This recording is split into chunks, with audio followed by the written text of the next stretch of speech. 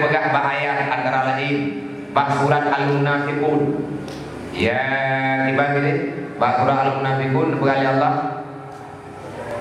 Wa anfiqu ala ma razaqnakum min qabli an ya'tiya ahadakumul maut fayaqulu laula akhartani ila ajalin qarib fa saddaqa wa akum minas salihin.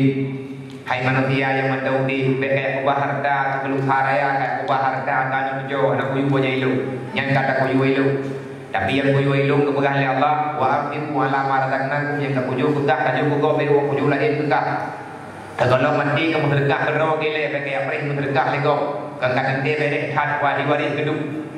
idanya kalau kayaknya sih urut jok-jok harta bak ma bak ayah nah dan tujuh hari dan tinggal 6 tinggal 6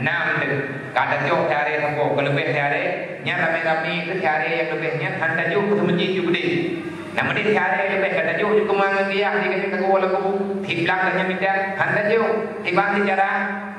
ublau harinya ublau jauh baik buana ada pun jauh ulang ke tempo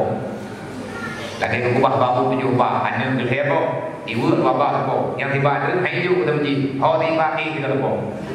oh bodoh wanita tentang naruh tanyo belum pula kata jauh juga diterka hantar jauh nyawa yang kebingat di Allah karena tahana yang kebelah di Allah ada dena jadi biasanya kerau dananya kami dia tulang jala wasul keramu oleh kepada kita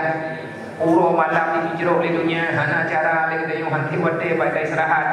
kerlembut tubuh kutanya mengkarat pada jeruk dunianya buat bicara dunia aku bicara hana kalau dekun le ulu jemun hayatnya mentua pegah baka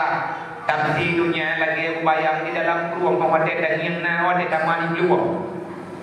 kau mangan nanti ke pegah mumpung dan juga di mumpung tu nyata ke buat tauhid nah karena Allah kekal Allah tak berwujud tapi Allah Taala itu ada kibat cara jika jauh ia kaji ia mengkacau kata kamu kacau kaji nama mame pada dulu mame balida kaji pulumah tiba mame han dong pegah kayak gini kah nama mame jadi Allah Taala nah tapi kalau lagi haka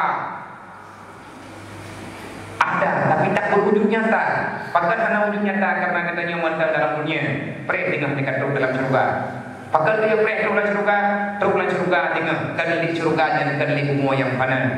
surga abadi khalidina fiha abada berarti surga tamang Allah oh God hana pegah dia surga yang